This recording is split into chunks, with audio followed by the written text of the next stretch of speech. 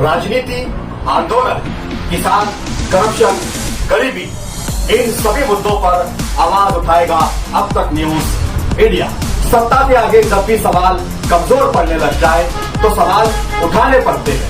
बोल के लफ्ज आजाद है तेरे, बोल के सच जिंदा है अब तक। फिर एक बार बड़ी एक दफा फिर एक बार मोदी सरकार, फिर एक बार मोदी सरकार, फिर एक बार मोदी सरकार, फिर एक बार मोदी सरकार। गरीब के हक को पैसा सीधे खातन में पहुंचाओ।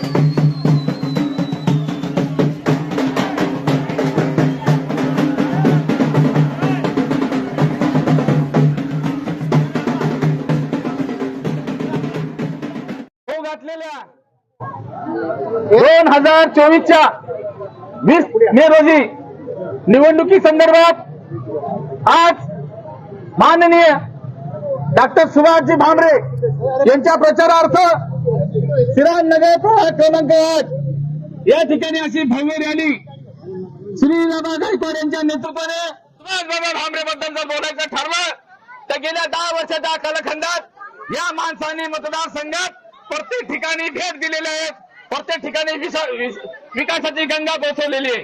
म्हणून खासदारांचं जे काम असतं ते त्यांच्या पाठोपाठ केलेलं आहे।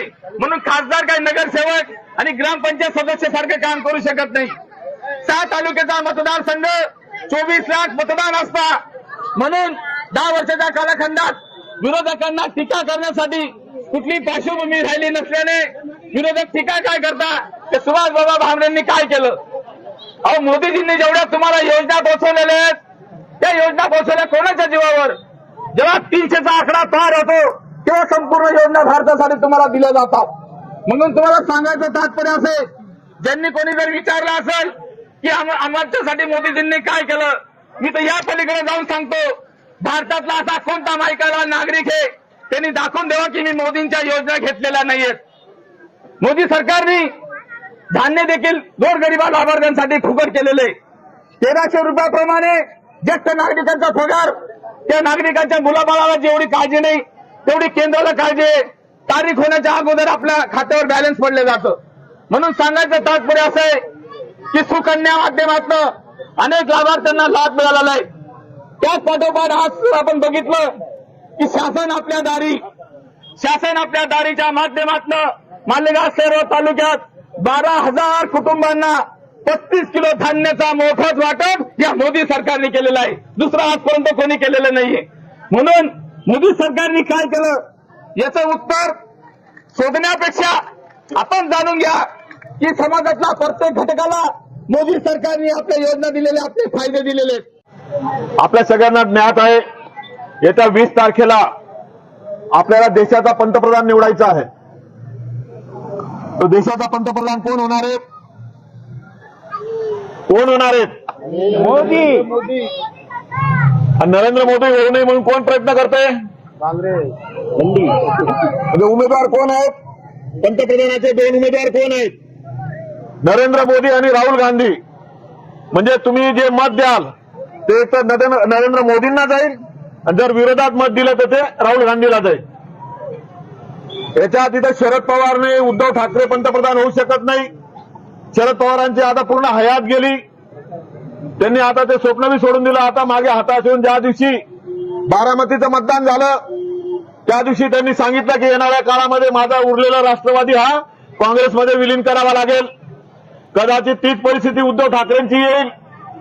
आणि असं असताना ज्या नरेंद्र मोदींनी आपल्याला स्वाभिमानाने जगायला शिकवलं, ज्या नरेंद्र मोदींनी आपली काळजी घेतली, अनेक विषयांमध्ये काँग्रेस जे विष पेरण्याचं काम करत आहे, कधी मुस्लिमांना सांगतं की मोदी जर परत सत्तेवर आले तर तुम्हाला पाकिस्तानात हाकलून देईल.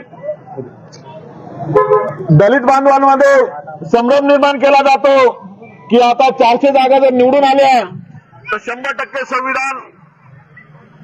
संविधानाचा बदल करून टाकतील.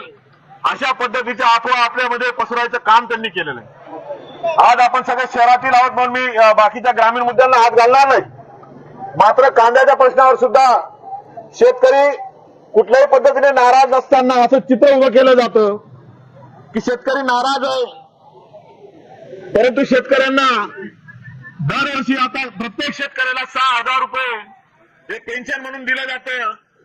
अनेक योजनांमध्ये, अनेक आसमानी सुलतानी संकटांमध्ये राज्य सरकार असो, केंद्र सरकार असो धावून येतं आणि सगळेच खुश असताना आपण सगळ्यांना माहित आहे करोनानंतरची किती बिकट परिस्थिती निर्माण झाली.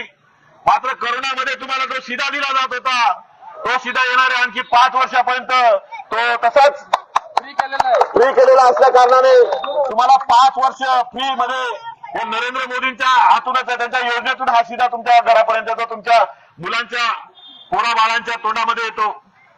आणि एवढं सगळं असताना जे कधी दिसत नाही ते अचानक या निवडणुकीच्या काळामध्ये तोंडामध्ये येतो. आणि एवढं सगळं असताना जे कधी दिसत नाही ते अचानक या निवडणुकीच्या काळामध्ये तुम्हाला बुद्धिबळ घेण्याचा प्रयत्न करत असतात. तर असा कुठलाही प्रकार तुमच्याकडनं होणार नाही याची मला पूर्णपणे खात्री आहे. परंतु निवडणूक असली की प्रसार झालाच पाहिजे आणि खास करून बाकी ठिकाणी काही विषय नाहीत. मात्र धुळे मतदारसंघांमध्ये आपल्या सगळ्यांना माहिती आहे की या ठिकाणी मालेगाव मध्य आणि धुळे शहरामध्ये एमआयएमचे आमदार आहेत.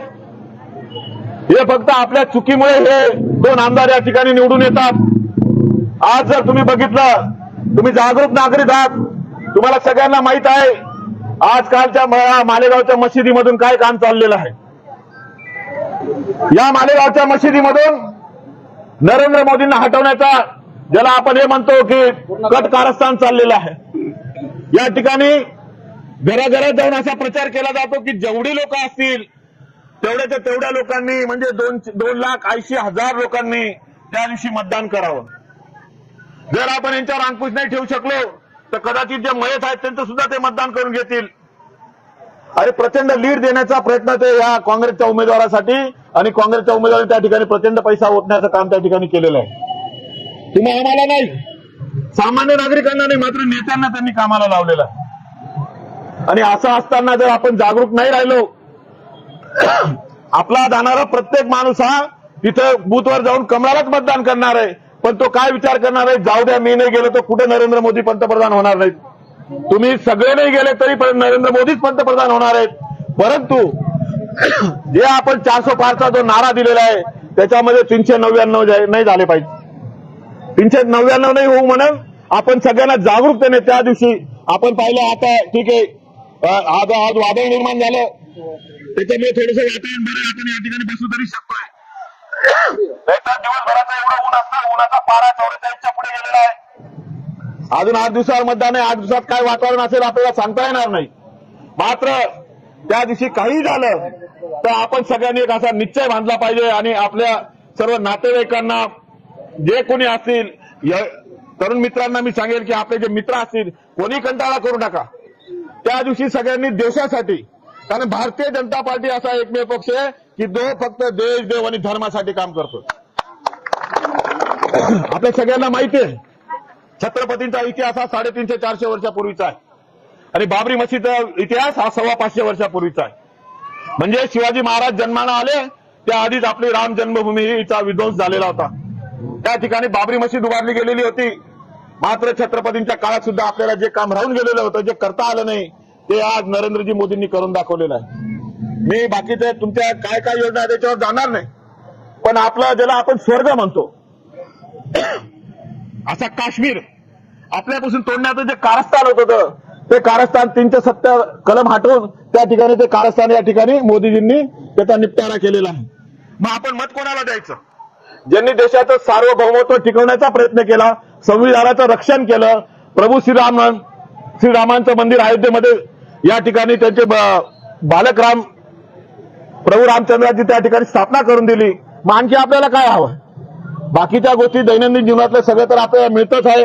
आणि असं असताना कुठली चूक होऊ नये, चूक कोणाकडनंच होणार नाही, फक्त मतदानाला न जाण्याची चूक मात्र करू नका, एवढी कळकळीची विनंती मी तुम्हाला या ठिकाणी करेल आणि माझ्या 2 शब्दांना या ठिकाणी विराम देईल. जय हिंद, जय महाराष्ट्र, जय श्रीराम.